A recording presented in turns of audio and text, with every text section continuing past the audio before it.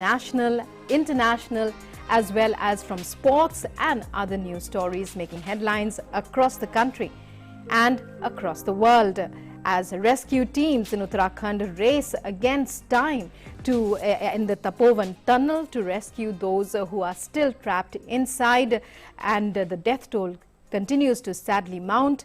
Other news stories making headlines across the national stage in India here. Also, all the latest COVID updates and much, much more. But first, let's take a look at the headlines we are tracking at this hour. 8 more bodies recovered from Tapovan tunnel, taking death toll in Uttarakhand disaster to 53. Maharashtra, Rajasthan start administering second dose of COVID vaccine. From today, India extends vaccine diplomacy as Mexico receives Made in India vaccines.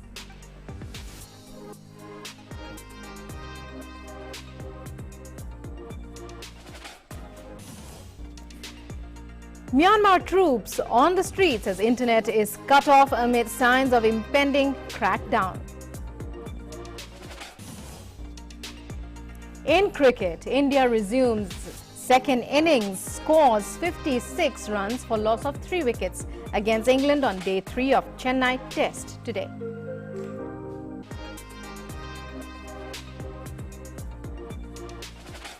And now for our top story, the Maharashtra government today begins administering the second dose or booster dose of the COVID-19 vaccine to healthcare and frontline workers in the state.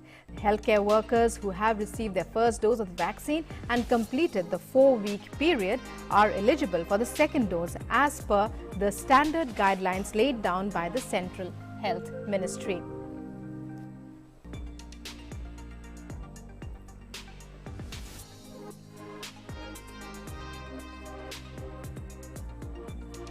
The second dose of the coronavirus vaccine will be administered in the northern state of Rajasthan from today. Beneficiaries who were given the first dose of the vaccine on the 16th of January will be administered the second dose. In a statement, Rajasthan Health Minister Raghu Sharma said beneficiaries of the social justice and empowerment and agriculture departments will also be administered the first dose of the coronavirus vaccine.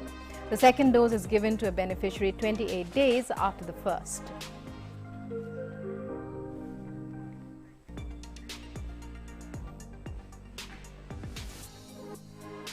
And now for the latest COVID-19 update from across India with yet another significant achievement. India's active cases are declining on a daily basis. The total active cases of the country now comprise only 1.28% of total cases. 2,017 new active cases were recorded in the last 24 hours, while 9,489 new recoveries were registered in the same period. The national recovery rate stands at 97.29% and continues to be one of the highest globally. The continued high rise in recoveries has led to progressively improving the national recovery rate. Total recovered cases are 1,06,21,220. The gap between active cases and recovered cases is continuously increasing.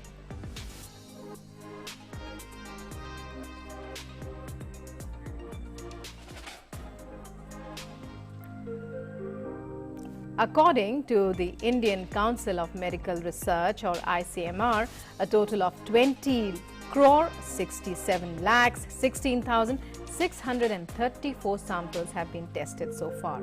Of these, 4,86,122 samples were tested yesterday itself.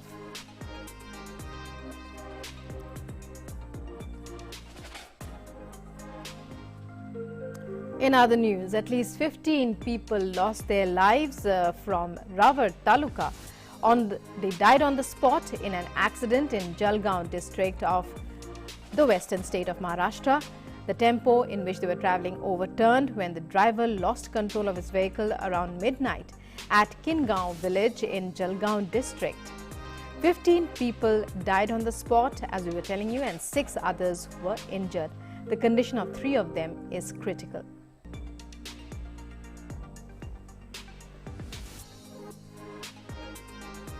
Prime Minister took to Twitter expressing his grief at the accident.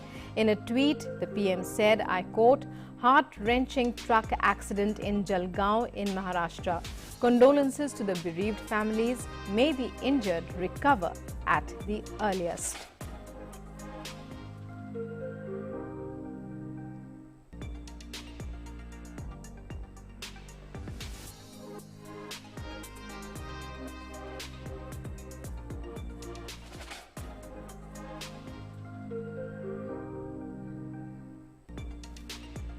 And in a major boost to self-reliance in the defence sector, Prime Minister Narendra Modi handed over the refurbished, indigenously designed, developed and manufactured Arjun main battle tank Mark 1A to the army. He said the government has been inspired by the vision of the Tamil poet Subramanya Bharati, who had a strong nationalistic message of self-reliance. Handing over of the indigenously designed, developed and manufactured Arjun main battle tank MK1A, the Prime Minister was accorded a ceremonial salute by the turret of the upgraded Arjun tank. He also interacted with the crew of the tank. Later, the PM handed over the Arjun main battle tank to Army Chief Manoj Mukund Narvane. This battle tank has been indigenously designed, developed and manufactured by CVRDE DRDO along with 15 academic institutions, 8 labs and several MSMEs. The PM said Tamil Nadu is fast evolving into the tank manufacturing hub of the country. A tank made in Tamil Nadu will be used in our northern border to keep the nation safe.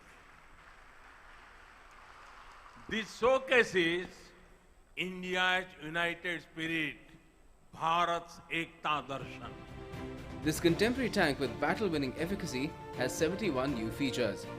Effortless mobility in all terrains, precise target engagement during day and night that ensures high accurate firing capability. The PM described it as another step towards realizing the dream of self-reliant India. He quoted renowned Tamil poet Subramanya Bharati as the inspiration behind self-reliance in the defence sector. Ayutham Sevam Nalla Kakitam Sevyom Alekal Vaipom Kalvi Salaikal Vaipom Nadeyum Parappu Munar Vandikal Sevyom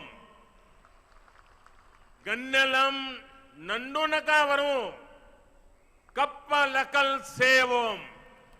It means let us make weapons, let us make paper, let us make factories, let us make schools, let us make vehicles that can move and fly, let us make ships that can shake the world. With Philip Matthew in Chennai, Bureau Report, DD India. The Prime Minister on Sunday handed over the indigenously developed Arjun main battle tank Mark 1A to the Army at a ceremony in Chennai, as we just showed you. Speaking on the occasion, Director of Combat Vehicles Research and Development Establishment V. Bala Murugan said that user trials of the tank have been successfully completed. Arjun MBT Mark 1 Alpha tank was designed and developed with CBRD as a nodal design agency. Basically, we design, configure the entire system, and any improvements we incorporate in the tank and do the internal trials before handing out to user trials. That is the thing. And in this process, we have at least 8 other DRDO labs working with us. Because suppose we say armament gun, we have to go to armament AID Pune, ammunition HEMRL, electro-optics IID Pune, IID Dehradun. And like that, CFS for the IFDS, like minimum 8 labs are there, which will, with their support, we build the system. Basically, we integrate the system, make the tank, do a couple of prototypes, do our own trials, and once the trials are successful, we offer to the user, and user trials are successful, that is converted to a production order. This tank, Arjun MBT Mark 1 Alpha, this has reached a stage where user trials are successfully completed, and the indent placement for 118 tanks are in the process. YST Raju, a scientist from CVRDE, said that Arjun Mark 1A has got 71 new features, adding that the Army has accepted the tank after various trials. This Mark 1 Alpha is above, over and above Mark 1, this one, it's about having 71 improvements, which increases the mobility and the firepower. That way it's having excellent features which are actually, which are trial evaluated for a distance about 7,000 kilometers, and we did a lot of firing. Finally, Army has accepted this product through the various trials, and now that's how we are expecting an indent for this shortly. V. Balaguru, who is also a scientist with CVRDE, said that it took only 2 years to develop the advanced version of Arjun Mark 1A. Having developed the expertise gained over the years, we took only 2 years for developing the advanced version of Arjun MBT Mark 1 Alpha. This has got 71 improvements over and above Arjun MBT Mark 1. Of the 71, 14 are major improvements, like the track with mine plow in the front and the RCWS and things like that. The remaining 57 are minor in nature but very, very important. It improves crew comfort, it improves fighting, it improves and all other associated performance parameters of the armored fighting vehicle. Project manager of Arjun Mark 1A, T. Paneer Selvam, spoke in detail about the safety and security features of the tank. Here, there's a sensor. Anybody who is going to attack you from another tank or some other weapon system, first they have to find out how far you are from here. So they will laser at you. So this informs the commander who is lasing, means what kind of threat is coming, what kind of classification of the laser, from which direction it is coming. So by this information will be fed to the commander in a graphical manner. So the kind of laser threat comes, he can understand what kind of threat is coming to him. Based on that, automatically you can see here there is 8 smoke grenade launchers are kept. The smoke grenade launchers rotates to the direction of the threat and it ejects a smoke grenade. The smoke covers the tank, total covers the tank, and anybody sees through the tank, day you cannot see through the smoke. Suppose you through a TI sight, if you are able to see, you cannot see. Moreover, any incoming laser guided missiles are coming towards the tank. This smoke totally obscures the incoming laser and it diverts the missile. So the tank is completely protected against any kind of threat coming. This is the most advanced system. This 360 degrees complete area coverage, it takes care of the LW system. The draft guidelines for the use of geospatial data generated by various agencies, including maps for the country, have been prepared so that the data can be made accessible. Union Minister of Science and Technology, Earth Sciences, Dr. Harshvardhan will brief the media on geospatial guidelines in the national capital in New Delhi today. Union Minister Dr. Jitendra Singh will also attend the meeting. The draft guidelines will help liberalize the mapping industry and democratize existing data sets, a crucial requirement for achieving India's policy aim of Atmanirbhar Bharat and the vision for a $5 trillion economy. Geospatial data, which includes location information, are an integral part of the modern digital ecosystem and critical for unlocking economic, social and environmental opportunities for sustainable growth and development of the country.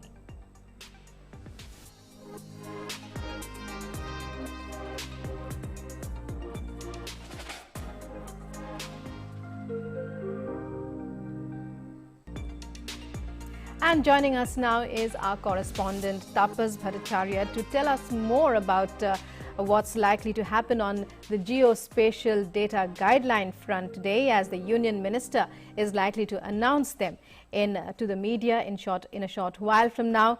Tapas, a very good morning to you.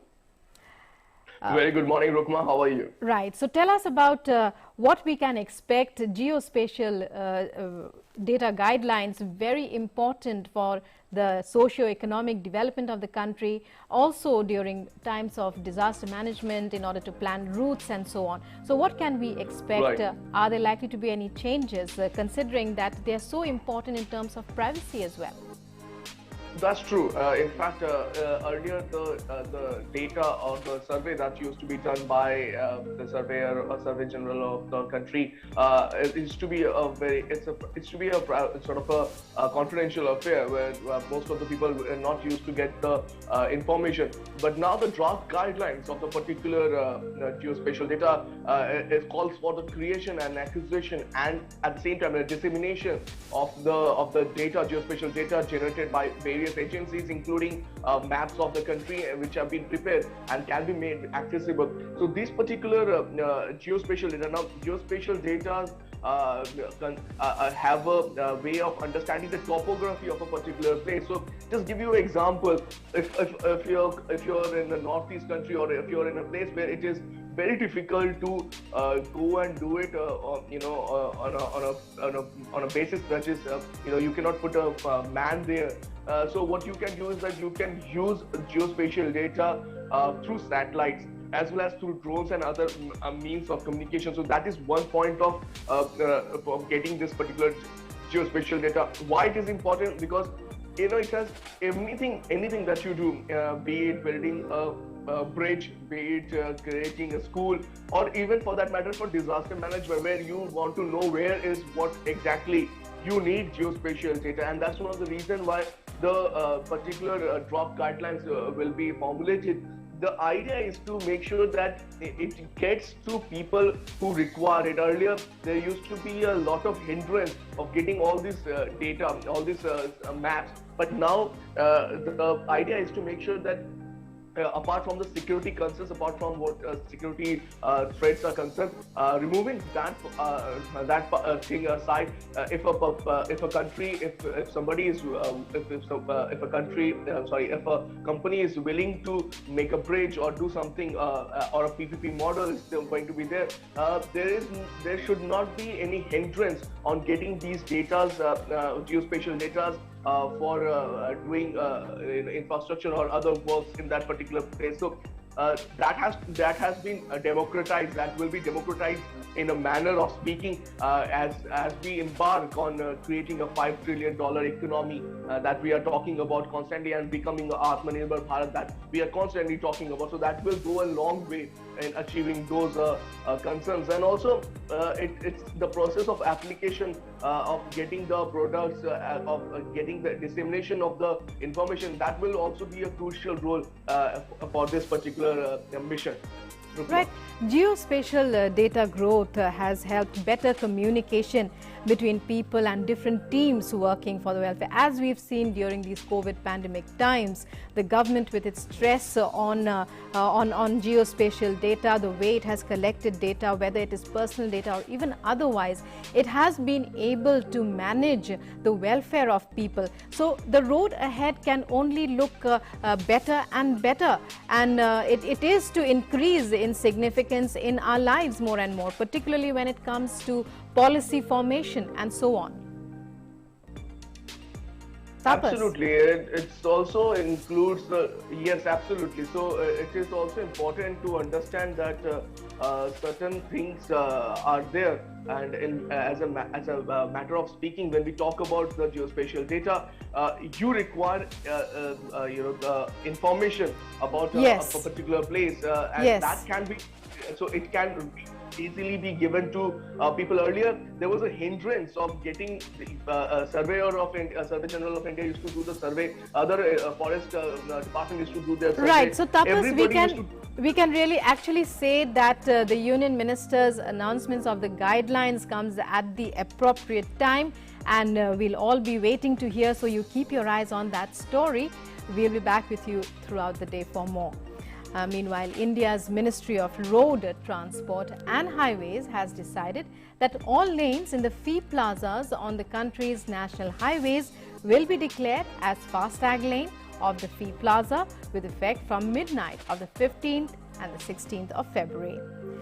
Therefore, as per NH Fee Rules 2008, any vehicle not fitted with FASTag or vehicle without valid functional FASTag entering into the FASTag lane of the fee plaza will pay a fee equal to 2 times of the fee applicable to that category. In a statement issued on Sunday, the ministry clarified that this has been done to further promote fee payment through digital mode, reduce waiting time and fuel consumption, and provide for a seamless passage through fee plazas. The ministry had mandated fitment of FASTag in M&N categories of motor vehicles with effect on 1st January 2021. Category M stands for a motor vehicle with at least 4 wheels used for carrying passengers, and Category N stands for a motor vehicle with at least 4 wheels used for carrying goods, which may also carry persons in addition to goods.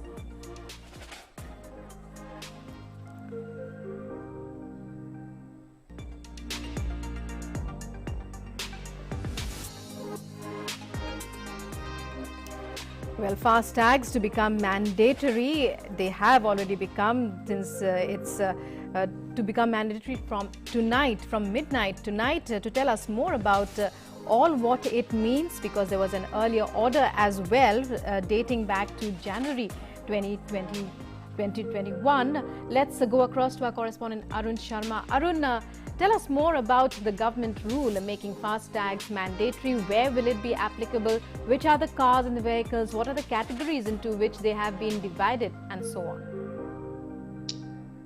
So Rukma, talking about the FASTags, now the best part is that India will be part of those developed countries where FASTag mechanism already exists. Countries like Japan, Korea, US, the European Union countries. In all these countries, the FASTag mechanism is already existing. So now what exactly the FASTag offers us and how it is beneficial for us? Number one, it will decongest the toll plazas in our country. You know this fact that as far as the National Highway Authority of India's toll plazas are concerned, they're close to 525 National Highway toll plazas all across the country. And these FASTags will be mandatory on all these toll plazas all across the country. Number one, it will decongest the toll plazas, because as of now it takes around 4 to 5 minutes to pay a toll at the toll plazas. But after the FASTag mechanism, primarily, the paying of toll at the toll plaza will only take place or will only take around less than 1 minute of time. So this will, number two, save the time of the commuter. And last but not the least, as the pollution levels will also come down, as there will be less congestion at the toll plaza. Second important aspect, if any person who wants to order the FASTags, primarily because till midnight tonight they can order the FASTags, because from midnight tonight the FASTags will become mandatory all across the toll plazas of the National Highway Authority of India. You just need to download the My FASTag applications from the Play Store on the on your mobile phone primarily, and you can order these FASTags online as well. Or you can also get to know that where at your nearby places the FASTags kiosks are created, so that you can also buy and visit there physically and buy the FASTags over there. And of course, you can purchase that FASTags. As of now, Rukma, till now primarily, close to 90 crore of toll collection is happening via FASTag mode. And as it becomes mandatory from today, the number is going to get increased. So on one side, this will of course provide digital ease to the passengers and commuters. So it will also save times of the consumer as well. Right, Arun, well, thank you very much for joining us there with those details. You keep your eyes on that story. We'll be back with you throughout the day for more. Meanwhile, in other news, in the Himalayan state of Uttarakhand, search and rescue operations are underway for those trapped after the recent glacier accident, in which many were trapped under the debris. NDRF Deputy Commandant Aditya Pratap Singh has said that today a total of 8 bodies were recovered from the Tapovan tunnel.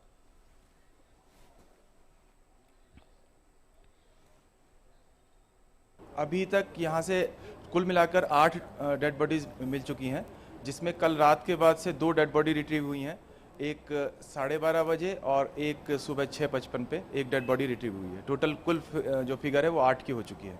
और काम अभी भी जारी है, लगातार 24/7 वो काम जारी है, और हम पूरी कोशिश कर रहे हैं कि जल्दी से जल्दी और कुछ कामयाबी हासिल कर सकें।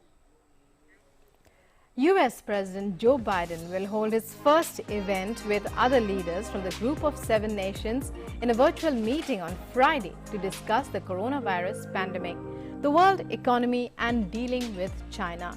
According to the White House, the meeting is the first by top leaders from the G7 group of rich democracies since April. This virtual engagement with leaders of the world's leading democratic market economies will provide an opportunity for President Biden to discuss plans to defeat the COVID-19 pandemic and rebuild the global economy, the White House said in a statement. The White House also said Biden would focus his remarks on a global response to the COVID vaccines production and distribution, as well as continued efforts to mobilize and cooperate against the threat of emerging infectious diseases by building country capacity and establishing health security financing.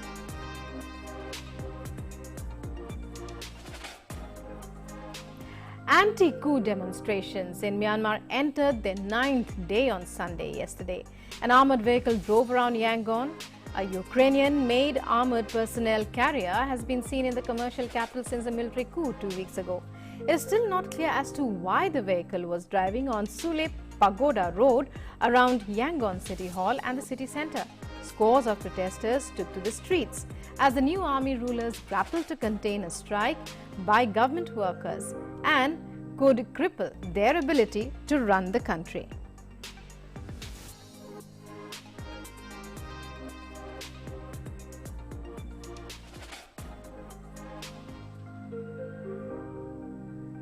Again yesterday in Yangon, a group of protesters held a prayer for Mya Thwate Thwate Khaing, the teenager who was shot in the head when police cracked down on a protest against the military coup. Meanwhile, hundreds of thousands took to the streets in Myanmar for a 9th day of anti-coup protests on Sunday. Mya Thwate Thwate Khaing, 20, was the first known serious casualty of the protests, and her wounding rallied support for the movement seeking to reverse the February 1st coup and free elected leader Aung San Suu Kyi and her allies from detention. She remains in a hospital in the capital Naypyidaw and is on life support.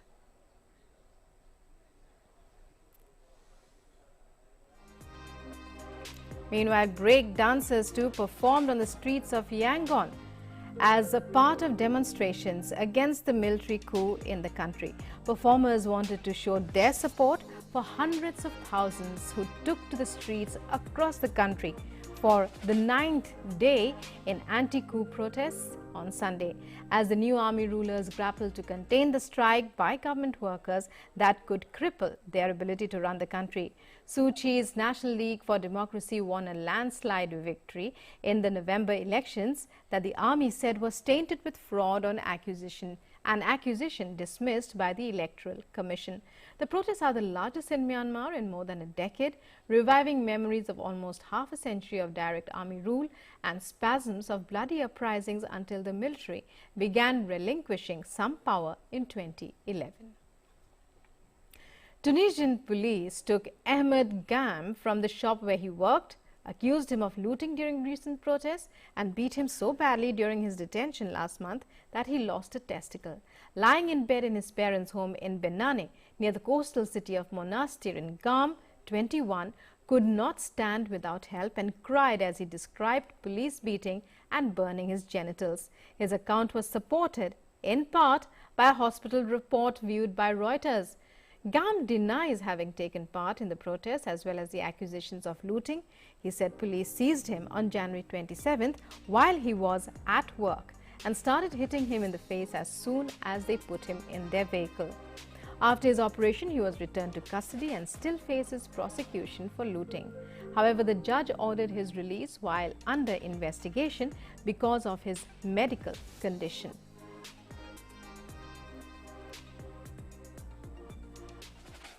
As per preliminary results in the Kosovo parliamentary polls, anti-establishment party Vete Vendosje is set to win. The State Election Commission result, which was based on 46% of the votes counted, showed Vete Vendosje in the lead with 48%, while another opposition party, the Democratic Party of Kosovo, is forecast to come second with 18.3% of the votes. The ruling Democratic League of Kosovo is forecast to come third with 30.7%, while the Alliance for the Future of Kosovo is forecast to win 8.2%.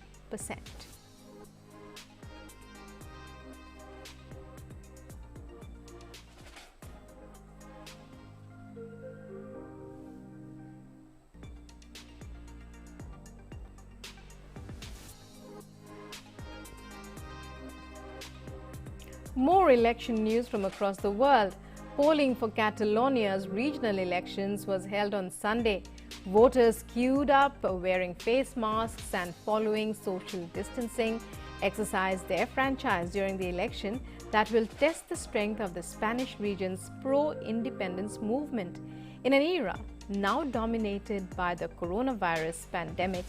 Officials at the polling booth wore full protective suits.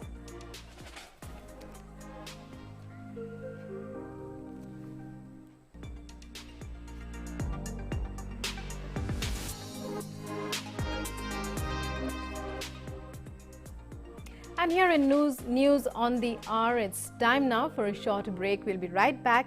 Stay tuned and keep watching DD India.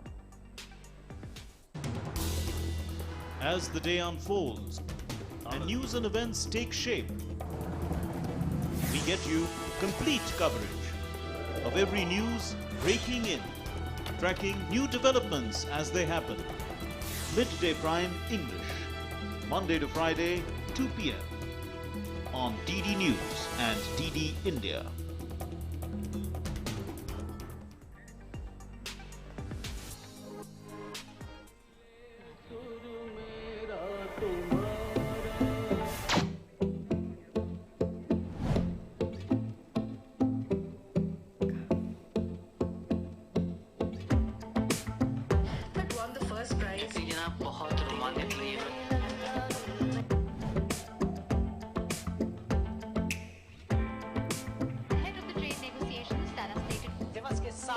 It has undergone 9 revisions.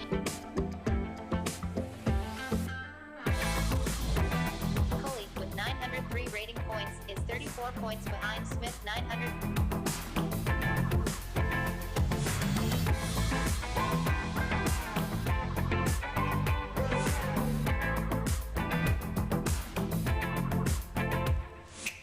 This is All India Radio.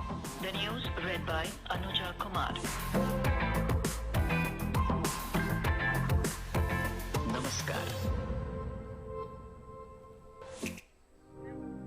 Welcome back. You're watching News on the Hour. More international news, or more news rather, related to International Childhood Cancer Day, which is being observed today. In this report, we'll tell you more about cancers in children. So don't go anywhere. Join us as we take a look. Childhood and adolescent cancer is threatening to overtake infectious diseases as one of the highest causes of disease-related mortality in children globally. International Childhood Cancer Day is observed on 15th of February every year.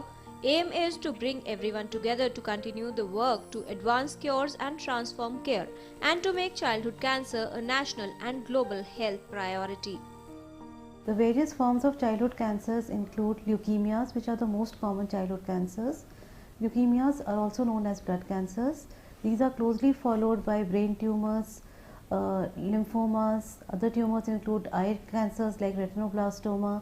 Tumors can also affect the kidneys. For example, they could have Wilms tumor or neuroblastoma. Symptoms can be varied, ranging from the child could suffer from fever, as simple as fever, which could be of a prolonged duration, wherein we don't find a cause for fever, so we should suspect that maybe the child could be suffering from cancer. The child could have some lymph node enlargement. The child could simply be dull, lethargic. He could look pale. There could be a requirement for blood transfusion. They could have some spots, bleeding spots on the face or on the body. The abdomen can be distended. Some rash may occur, meaning thereby that childhood cancers can present in a number of ways. They could have some seizures or some loss of consciousness. The child could present with a squint or some white reflex in the eye. Childhood cancers are often curable, but too many children have no hope to overcome their disease because of the late diagnosis and delayed treatment. Every parent or every guardian should take the child, if diagnosed with cancer, to a cancer center where treatment facilities are available and take treatment. Children can lead a normal life after cancer. They can get married, they can have children. These children should be adequately treated so that they can be integrated into society. Early detection, better access to healthcare and timely treatment may help in better treatment outcome in childhood cancer and ensure quality of life to the cancer survivor. Kiran Bhardwaj, DD News. And let's now take a look at COVID-19 updates from across the globe. The tally of COVID-19 cases worldwide has crossed 10 crore 93 lakhs 86,228. Total recoveries stand at 8 crore 14 lakhs 69,728. The deadly virus has claimed over 24 lakh 11,000 lives globally. The US continues to remain the worst affected, where more than 2 crore 82 lakh 61,000 cases have been registered. The country has reported over 4 lakh 97,000 deaths due to COVID-19.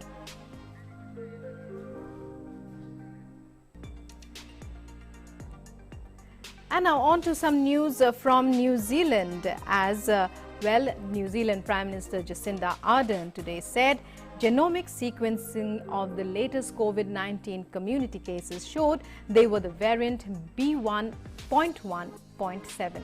The variant is more transmissible and was detected in the UK. The source of the new cases in New Zealand is not yet known.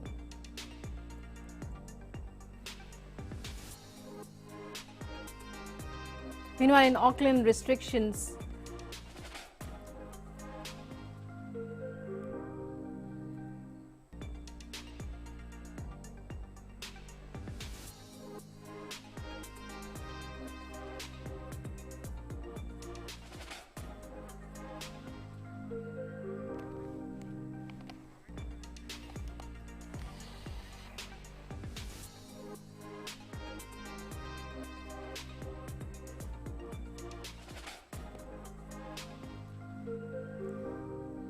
Last night we received from ESR, our testing lab, the results of the genome sequencing.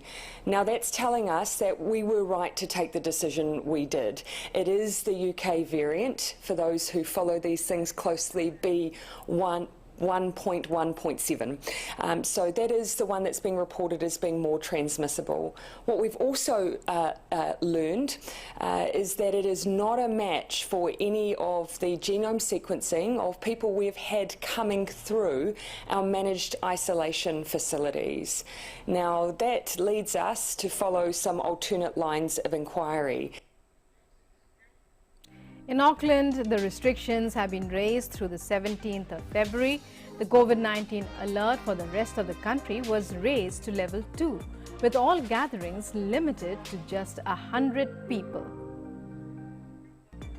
And Germany implemented temporary entry bans and border controls with areas of the Czech Republic and Austria's Tyrol on Sunday after classifying them as virus mutation areas.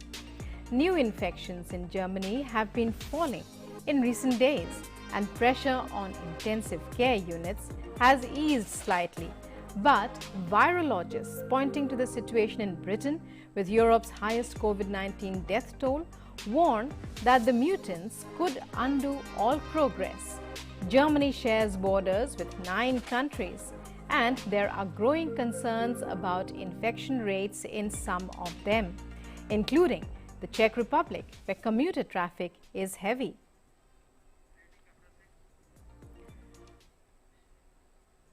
The United States has started giving out the second dose of COVID-19 vaccines to its citizens. Dozens queued up at the historic African American church, the Greater Bethel Baptist Church in Tampa, in Florida, on Sunday to be inoculated. The church had been named as one of the sites aiming to vaccinate minority communities by the statewide Vaccination Community Engagement and Education Task Force. The Centers for Disease Control and Prevention said that the country has administered 5 crore 28 lakh 84,356 doses of COVID-19 vaccines as of Sunday morning.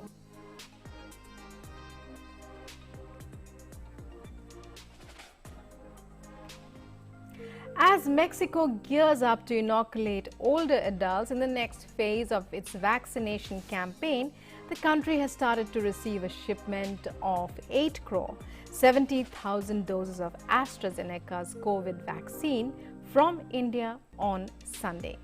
Mexico is also expecting shipments of vaccine to resume from Pfizer-BioNTech, with 4,94,000 doses due to arrive on the 16th of February. Mexico plans to vaccinate adults over the age of 60, a group representing 12% of Mexico's 126 million people, between February and April.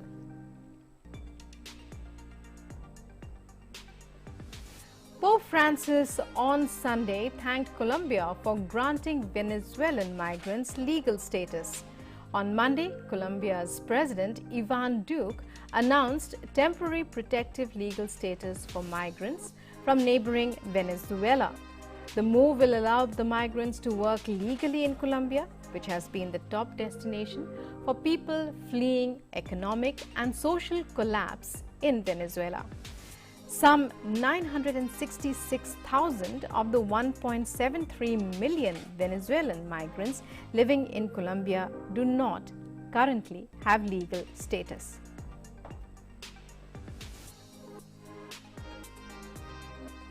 And Lebanon started its COVID-19 vaccination drive on Sunday, inoculating the head of critical care at its biggest public hospital, followed by 93-year-old celebrated Lebanese actor and comedian Salah Dizani, battling a sharp spike in infections in recent weeks, which has overwhelmed the healthcare system.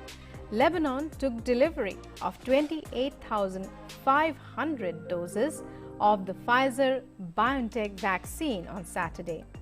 The first batch of 2.1 million doses set to arrive in stages throughout the year. Delays in signing a deal to purchase a vaccine and the rollout of an inoculation program have caused frustration in Lebanon.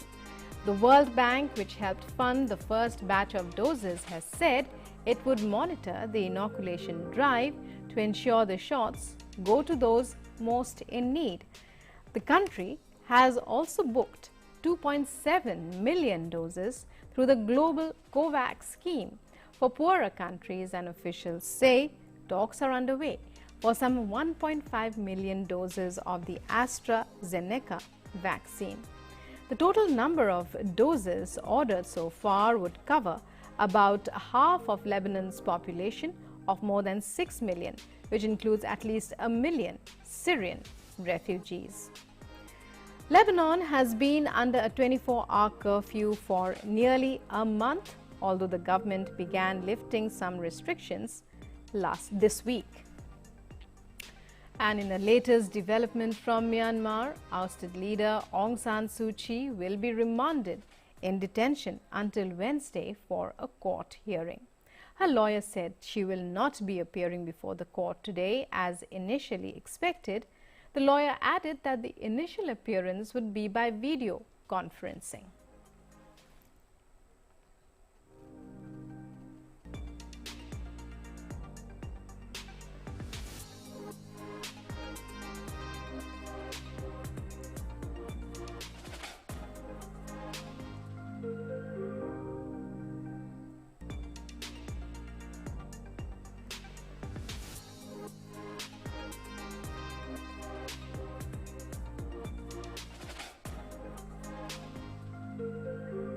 Asian shares advanced to record highs on Monday as successful coronavirus vaccine rollouts globally raised hopes of a rapid economic recovery amid new fiscal aid from Washington, while oil prices rose on heightened tensions in the Middle East. MSCI's broadest index of Asia-Pacific shares outside Japan jumped 0.4% to 736.4. Japan's Nikkei climbed 1.1%, despite data showing the country's recovery from the worst post-war recession slowed in the first quarter. And Australia's benchmark index added 0.9%, while E-mini futures for the S&P 500 were up 0.3% in early Asian trading. China and Hong Kong markets are shut for the Lunar New Year. holiday. US stock markets will be closed on Monday for the President's Day holiday. The highlight of the week will probably be minutes of the US Federal Reserve's January meeting, where policymakers decided to leave rates unchanged. Data on inflation is due from the UK, Canada and Japan.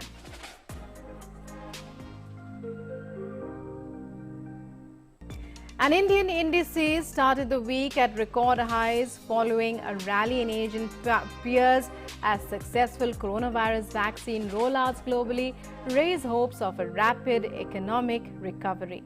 Back home, all sectors witnessed massive buying led by banks and financials in opening, lifting the benchmarks to their all-time high mark.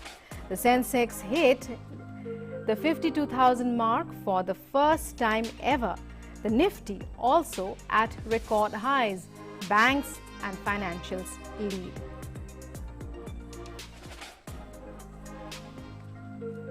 And Arun, our correspondent, joins us for more on this story. Arun, give us a sense more. How would you look at the markets today, the world markets?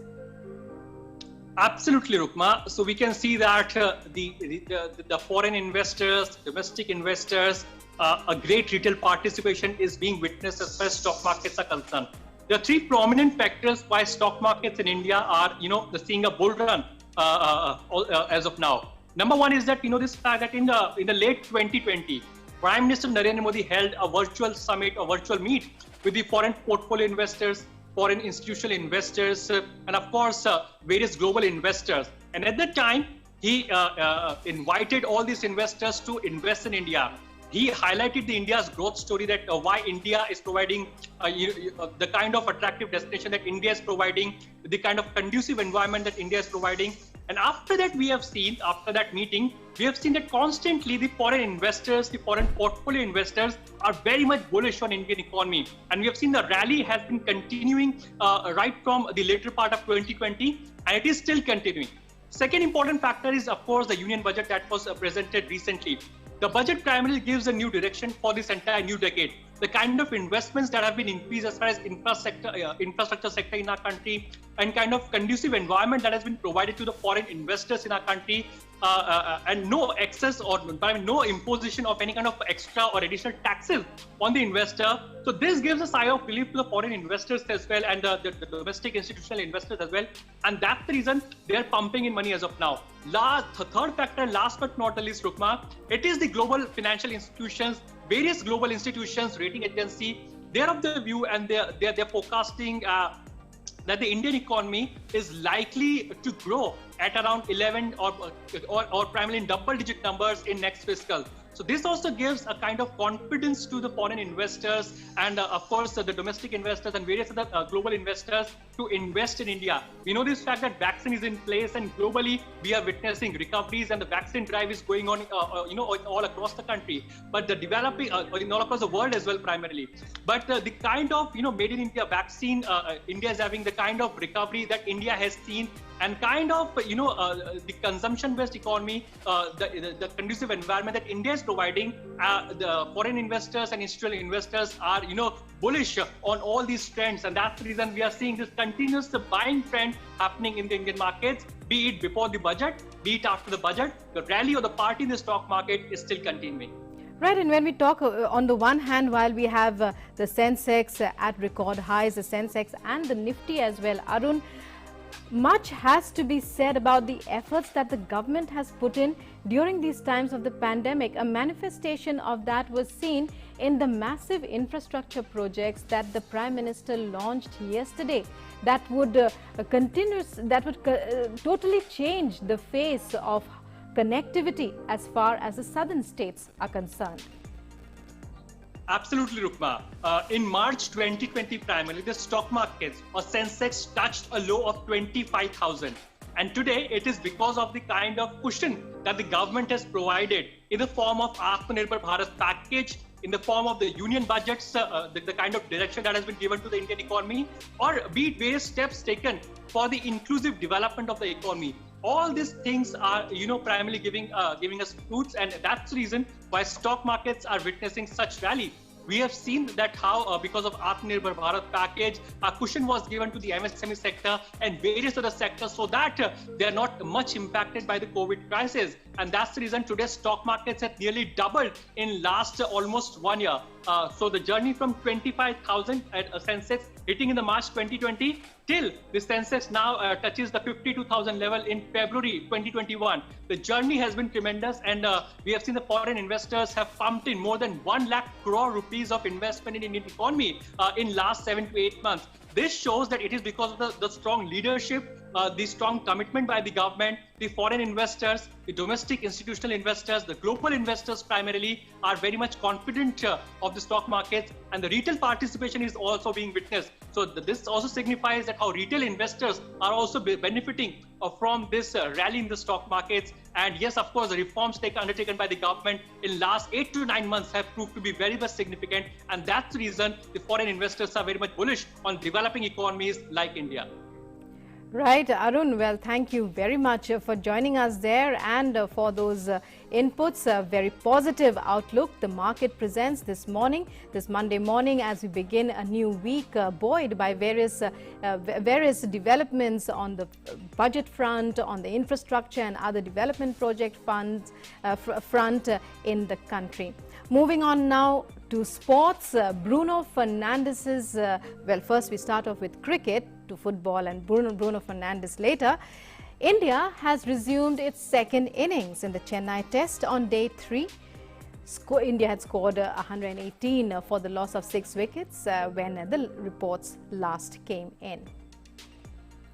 Gaurav, our correspondent, is covering the game. Gaurav, where is India at now? Hopes are high, fans are upbeat that India this time will not let them down as in the previous match. Gaurav, if you can hear me. Yes. Yeah, Rukma. Rukma, I would like to first tell you that India lead, it's gone up to 314 runs. So it's a big lead, it's a major lead, and now the mental pressure is now very much higher on England players, because they know that they have to come out for a fourth inning, and that is really difficult in this condition, because if you look about this pitch is, has a dust, this pitch is now cracking more, so it's and the ball is getting more and more turn and bounce, so it's getting very hard to this surface, batting on this surface, so it's really very difficult, and that's what we have seen in the Indian second inning, because they were 54 for 1 when they came to bat, and now they are 6 wickets down. So and the more important thing is that the spinner's role is a vital role that the spinners are playing. So these all things make a good sign for Virat Kohli, because Virat Kohli is just thinking about that if the pitch is turning so much on third day, it will definitely benefit Indian bowlers when they will come to bowl England in their second inning. So Gaurav, what would you credit this sudden turnaround from the previous match as far as India is concerned? Is it the pitch, or is it because they have learned a solid lesson from that previous game? Rukma, yeah, that is very important. This is a very good question, because you can't blame pitch. Pitch is same for both the teams. And we have seen that Rohit Sharma has played a brilliant inning on this surface. He's played 161 run. Pitch was turning from the very first day. The ball was turning from the very first day. So you can't blame that that the pitch is bad, and that's why we are on the English people, that the English batsmen are on the verge of loss. They can't blame themselves like in this fashion. Many former cricketers of English team and many others are blaming that this pitch is not suitable for test cricket, this pitch is not suitable for 5-day cricket, but they have to think that this is the same pitch in which Rohit Sharma played 161 run and Rishabh Pant played a brilliant inning also, and India scored 329 runs on this pitch. So you can't blame to only give blame and hide yourself in blaming game. So you have to perform, and India has performed in this match, and that's what the result is showing. So fans are upbeat at India's performance finally after that disappointing show earlier.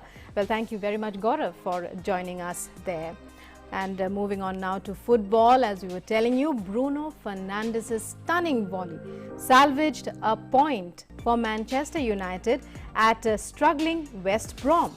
But Ole Gunnar Solskjaer's side lost further ground in the Premier League title race. United moved back above Leicester in second place, but are now 7 points behind leaders Manchester City, who also have a game in hand. The Baggies took a shock lead after just 83 seconds as on-loan striker Mbaye Diagne outmuscled Victor Lindelof to head in from Conor Gallagher's cross. United were finding it difficult to make inroads in a lackluster opening period until Fernandes hooked Luke Shaw's cross into the top corner with his weaker left foot. Pierre-Emerick Aubameyang thanked Arsenal for helping him through a tough period after his hat-trick led the Gunners to a convincing win over Leeds at the Emirates Stadium. Aubameyang opened scoring in the 14th minute before doubling his side's advantage from the spot towards the end of the first half. Right back Hector Bellerin grabbed a third on the stroke of half-time, with Aubameyang completing his first Premier League hat-trick with a header moments after the restart. But from 4-0 down, Leeds grabbed 2 second-half goals through Pascal Struijk and substitute Helder Costa to give Arsenal a late scare. A fresh wave of wintry weather kept a vast swathe of the US in a deep chill over Valentine's Day weekend. The shivering weather is blasting from Portland, Oregon, across the US plains, dipping through Texas to New Orleans, and as far east as Washington, D.C. The National Weather Service said a wind chill advisory is in effect through Monday in St. Louis, Missouri, where temperatures are expected to plunge to 0 degrees over the next 2 days.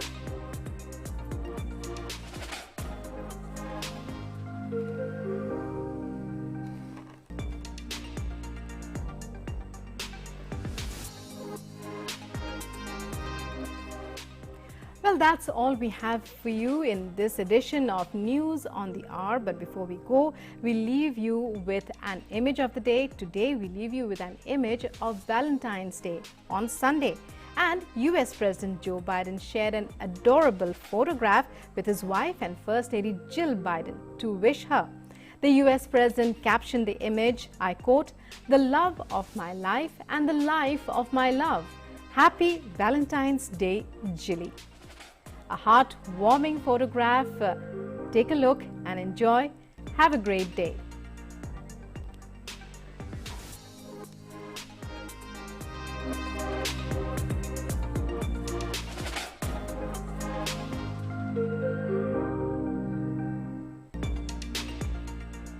And with that, we wind up this edition of News on the Hour. We'll be back again tomorrow. But news and updates continue on DD India. So do keep watching. Namaskar.